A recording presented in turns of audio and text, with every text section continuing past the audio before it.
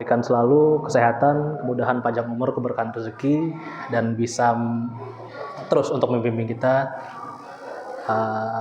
dalam mempelajari ilmu agama Allah. Bismillahirrahmanirrahim. Alhamdulillahirrahmanirrahim. Assalatu wassalamu ala asrafil anbiya'i wal mursalin Sayyidina Muhammadin wa ala alihi wa sahbihi ajma'in. Amma ba'du. Bapak Ibu yang sama-sama insya Allah semua dimuliakan oleh Allah. Biasanya kalau kita bahas Al-Quran, bahas hadis, yang mau saya bahas hari ini kurang lebih tentang kebudayaan, gitu. Nah, kebudayaan ini apa? Kebudayaan ini itu asal katanya budaya. Budaya ini asal katanya budi. Budi dalam bahasa Sanskerta artinya laku atau tingkah. Sehingga budaya itu adalah bentuk jamak daripada budi. Jadi budaya kalau kita terjemahkan ke dalam bahasa Indonesia, budaya itu artinya adalah budi yang dilakukan bersama-sama oleh sekelompok orang, oleh sekelompok manusia, oleh komunitas, oleh masyarakat setempat, yaitu budaya. Nah, maka pertanyaan berikutnya yang harus sama-sama kita tanyakan adalah kebudayaan Islam itu apa sih? What is the genealogy of Muslim community? Gennya apa gitu? Komunitas Muslim kita tuh gennya apa? Kalau ditanya apa yang mendasari Islam, mungkin kita bisa menjawab melakukan yang 5 atau percaya kepada yang 6 dan berihsan kepada yang 1. Tapi yang ditanyakan dari masalah kebudayaan adalah bukan tentang agamanya, tapi komunitasnya. Apa yang menjadi dasar bagi komunitas-komunitas Muslim yang dari dulu dilakukan tanpa perlu diperintahkan, udah dilakukan? Kira-kira apa? Yang dilakukan oleh komunitas Muslim sejak sebelum adanya wahyu turun, dan kemudian dipraktekkan seterusnya, dan sampai hari ini terus dilakukan, atau bahkan ketika itu sudah tidak dilakukan lagi, yang lalu-lalu bisa menjadi kritik bagi manusia urban zaman sekarang. Untuk menjawab itu, kita coba perlu balik lagi ke kurang lebih 1400 tahun yang lalu ketika wahyu pertama turun. Waktu itu ketika wahyu pertama turun, malaikat Jibril datang menemui Rasulullah di Gua Hira. Kira-kira Rasulullah langsung percaya nggak? Awalnya Rasulullah belum percaya, Bapak Ibu. Awalnya Rasulullah, jadi dalam sebuah riwayat dikatakan bahwa pada zaman itu di Jazirah Arab, di negara-negara Teluk dan sekitarnya itu sedang banyak kabar atau sedang banyak desas-desus tentang orang-orang yang kesurupan jin, orang-orang yang diguna-guna lah, kurang lebih seperti itu. Jadi ketika Rasulullah pertama kali mendapatkan wahyu, Rasulullah itu nggak langsung percaya. Rasulullah itu justru pulang dalam keadaan ketakutan dan berkata kepada istrinya Khadijah. Rasulullah berkata, istriku, selimutilah aku. Lalu apa yang Khadijah lakukan? Khadijah nggak membabi buta, nggak menyerang dengan pertanyaan, dan juga tidak langsung mengiyakan atau membenarkan. Khadijah justru waktu itu menenangkan Rasulullah. Kemudian setelah Rasulullah tenang, yang dilakukan Khadijah apa? Ketika Rasulullah bercerita, aku seperti ini istriku. Kemudian apa kata Khadijah? Khadijah tidak langsung mengiyakan atau tidak langsung membantah apa yang terjadi kepada Rasulullah. Khadijah justru mengajak Rasulullah untuk bertemu kepada sepupunya, yaitu Waraqah bin Naufal. Nah, Waraqah bin Naufal ini dalam suatu riwayat, beliau adalah seorang Arab yang dia diberkati dengan kemampuan menulis dalam bahasa Ibrani. Bahkan beliau itu salah satu yang menulis kitab-kitab atau menerjemahkan kitab-kitab dalam bahasa Ibrani. Kitab-kitab terdahulu, yaitu kitab yang diturunkan kepada Musa dan kitab yang diturunkan kepada Isa agar dipelajari oleh bangsa Arab. Jadi beliau adalah salah satu orang yang diberkahi kemampuan atau ilham untuk mengetahui bahwa dulu tuh ada yang datang kepada Musa, ada yang datang kepada Isa, dan suatu saat akan datang kepada Rasulullah SAW. Jadi yang dilakukan Khadijah waktu itu adalah bertanya kepada seorang expert. Jadi nggak menyimpulkan sendiri tuh Khadijah. Khadijah datang bertanya kepada seorang expert. Kemudian expert tersebut bilang apa? Apakah si expert langsung menyimpulkan? Oh, dia Musa. Dia malaikat Jibril. Waktu itu Waraqah bin Naufal nggak langsung menyimpulkan, justru melakukan yang disebut dengan studi banding. beliau membandingkan apa yang terjadi pada Rasulullah juga terjadi kepada Musa, juga terjadi kepada Isa, dan akhirnya sampai pada satu kesimpulan bahwa yang datang kepada Rasulullah Muhammad SAW adalah malaikat Jibril yang juga datang kepada Musa pada tahun-tahun sebelumnya.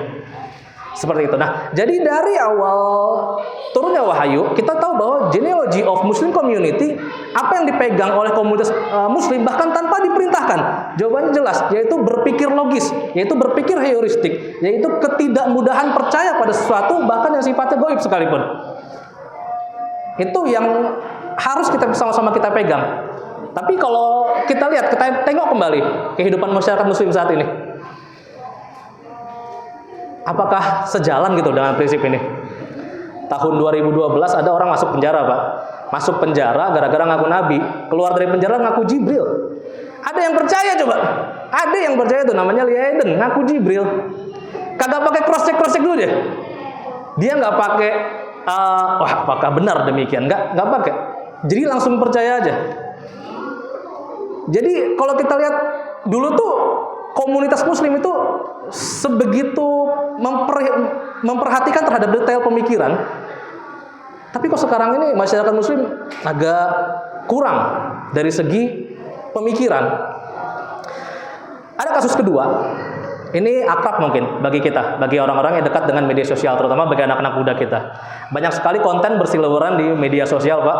Di media sosial, Bu. Jadi kontennya kurang lebih seperti ini. Ada seorang suami pulang. Suami pulang kemudian dibukakan pintu oleh istrinya dan kemudian mereka pelukan. Dan kemudian si suami memberikan seorang istrinya itu bunga. Kemudian si istrinya menghadiahkan hidangan yang nikmat. Kemudian tahu nggak isi komentarnya apa? Wah pengen dong kayak gitu. Wah kalian romantis sekali ya. Padahal itu tuh konten gitu loh. Padahal itu konten. Yang perlu kita kaji pertama adalah belum tentu mereka berdua yang melakukan itu adalah suami istri. Itu pertama. Yang kedua, sebelum mereka melakukan itu, mereka menulis skrip. Setelah menulis skrip, mereka melakukan reka adegan. Setelah melakukan reka adegan, mereka melakukan yang namanya role play. Setelah role play, mereka merekamnya nggak cuma sekali, beberapa kali. Kemudian dari beberapa kali itu dipilih 1-2 yang terbaik, kemudian dipoles lagi. Dari sekian banyak proses itu tuh, masyarakat Muslim tuh malah dapat apa ya? Dapat percayanya, dapat seolah-olah tanpa mengkaji lebih lanjut apa yang terjadi, apakah demikian sebenarnya. Itu terbawa, emosinya mudah sekali terbawa. Emosinya itu mudah sekali terbawa tanpa mau melakukan pengkajian lebih lanjut, tanpa mau melakukan. Jadi apa sih yang terjadi pada komunitas Muslim saat ini? Yaitu adalah orang-orang yang hatinya mudah dimanipulasi. Orang-orang yang hatinya mudah digiring, yang opininya mudah untuk dipelintirkan. Sehingga apa yang terjadi pada Rasulullah dan keluarganya dan sahabatnya pada tahun-tahun sebelumnya itu bisa menjadi kritik bagi kita hari ini. Masyarakat-masyarakat yang boleh dibilang terlalu gampang percaya terhadap apa yang ada di media sosial. Bapak Ibu jamaah yang dirahmati oleh Allah, kita sekarang ada di sebuah zaman yang disebut dengan post-truth. Yaitu sebuah zaman di mana kebenaran itu nggak lagi penting. Yang penting adalah opini atau persepsi dari kebenaran tersebut. Kebenarannya adalah A, tapi kita nggak suka. Yang kita sukai adalah B. It doesn't matter, nggak masalah. Kita percaya yang B. Sesuatu yang kita suka lebih kita percaya daripada yang sebenarnya. Barangkali ini yang disebut dengan fitnah daripada akhir zaman. Salah satu tanda dari kemunculan Dajjal pada akhir zaman itu dalam sebuah riwayat adalah diangkatnya ilmu. Dalam riwayat lain dikatakan diangkatnya ilmu, caranya adalah dengan Allah mewafatkan ulama-ulama yang berilmu. Tapi ada riwayat lain atau ada kajian lain atau ada syarah lain terhadap hadis ini. Yaitu adanya 3 skenario lain. Pertama adalah ulama-ulama yang sekarang itu adalah ulama yang tunduk pada pemerintahan. Ulama-ulama yang otaknya tidak dipakai lagi untuk mensejahterakan rakyat, tapi hanya mensejahterakan kaumnya. Yang kedua adalah komunitas muslimin yang tidak lagi percaya pada ulama. Dia lebih percaya pada desas-desus. Dia lebih percaya pada hal-hal yang tidak masuk akal. Dan yang terakhir adalah, ini kajian kontemporer lebih tepatnya, yaitu ketika komunitas muslim tidak lagi bertanya pada gurunya, tidak lagi bertanya pada ustadznya, tidak lagi bertanya pada kiainya. Masyarakat muslim saat ini percaya kepada ChatGPT. Coba sekarang kita periksa deh diri kita. Kapan terakhir kali kita nanya tentang fikih kepada ustadz kita? Kapan terakhir kali kita bertanya tentang ustadz bagaimana hukumnya ini? Kepada kiai-kiai kita, kepada para ulama. Kita lebih sering nanya sama ChatGPT kan? Daripada nanya sama ustadz. Bisa jadi ini salah satu fitnah dari akhir zaman, di mana pengetahuan itu diangkat daripada manusia, daripada komunitas-komunitas muslim. Yang ini justru menjadi kritik bagi kita sendiri. Mudah-mudahan kritik bagi saya juga, bahwa kita harus sama-sama kembali membangun masyarakat-masyarakat muslim yang berorientasi pada pemikiran-pemikiran yang sifatnya mendalam, yang pemikiran-pemikiran yang sifatnya heuristik, bukan untuk mencari perbedaan, tapi untuk memperkaya hazanah keislaman kita, hazanah pengetahuan kita. Jadi ada sebuah konten di media sosial, namanya Pemuda Tersesat kontennya. Lucu namanya. Dia konten stand up comedy gitu kurang lebih. Kemudian hostnya salah satunya namanya Coki Pardede.